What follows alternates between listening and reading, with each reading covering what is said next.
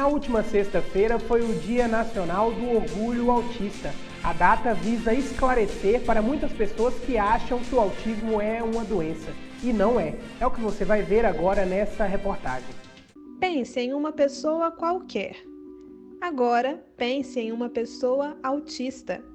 Nos dois casos, a diversidade de indivíduos que cabem dentro desses grupos é enorme. Pessoas com autismo são diversas e muito diferentes entre si, tanto nas características pessoais quanto nos graus de habilidades em comunicação e dependência. Se engana quem pensa no autista como alguém que vive isolado, que não se comunica ou que é muito inteligente. No movimento do orgulho autista, quebrar esse estereótipo é uma das principais bandeiras. O assunto é recorrente nas redes sociais da Poliana. A estudante recebeu o diagnóstico aos 16 anos e hoje produz conteúdo sobre o tema. Passei boa parte da minha vida, até a metade da minha adolescência, pensando que eu era diferente de alguma forma, mas que a minha diferença não tinha nome. Que eu era só uma pessoa meio esquisita mesmo e que eu ia morrer sendo esquisita sem entender o que estava acontecendo comigo. E num primeiro momento, eu fiquei meio confusa, porque me veio à mente o estereótipo do que seria um autista. E na minha cabeça eu não me enquadrava nesse estereótipo, e realmente eu não me enquadro no estereótipo que é propagado do que são pessoas autistas. Tem sido uma trajetória de autoconhecimento muito legal, muito interessante, muito enriquecedora desde então. Tenho conhecido muitas pessoas. A Organização Mundial de Saúde estima que existam 70 milhões de pessoas com autismo em todo o mundo, 2 milhões no Brasil. O transtorno do espectro autista impacta o neurodesenvolvimento. A pessoa já nasce com essa condição, não tem como se tornar autista ao longo da vida. O que pode acontecer é a demora no diagnóstico. Autismo não é doença e, portanto, não precisa e nem existe nenhum tipo de cura.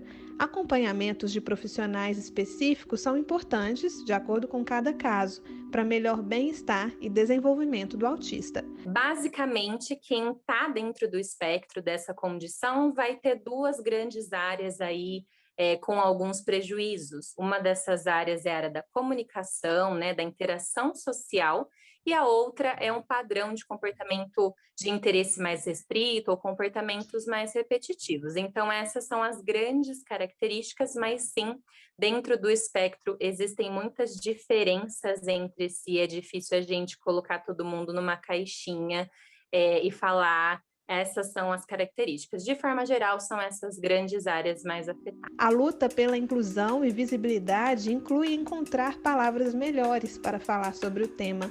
Hoje em dia, se fala em pessoas típicas, que são aquelas que não possuem nenhuma condição específica neurológica, e pessoas atípicas, que são aquelas que lidam com diferentes alterações.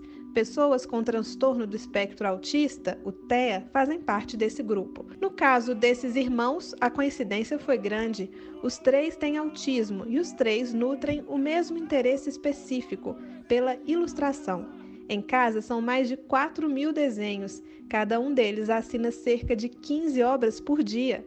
O diagnóstico foi uma surpresa para a mãe, que sabia que os filhos eram diferentes, mas não reconhecia neles as características que ela achava serem comuns em autistas. Eu via outras mães com autista, mas era um autista que a gente fala que é aquele autista total, né? Que é fora do mundo mesmo, é muita agressividade, né? Muita dificuldade de interagir.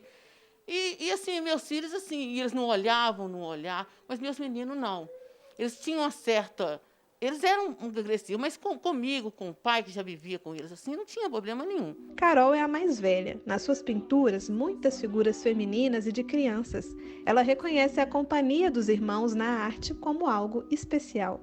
É como a gente fica no mundo. A gente esquece de tudo que acontece assim, e a gente pensa só no desenho. O desenho é como se fosse tudo pra gente. A mãe estimula outros interesses nos filhos e também abraça o interesse específico deles. Gabriel é categórico, ama o que faz. Eu jogo toda a minha inspiração na minha cabeça para o papel e eu gosto muito disso. E desenhar para mim faz muito bem. Ismael foi o primeiro diagnosticado. Uma professora identificou alguns traços do TEA e sugeriu que a família procurasse um especialista. Ao assistir um filme, ele encontrou o que diz ser a frase que representa sua vida. Porque a maioria das pessoas deste mundo jamais verá além dos olhos podem ver. Porque olha só, começou aqui uma verdadeira obra.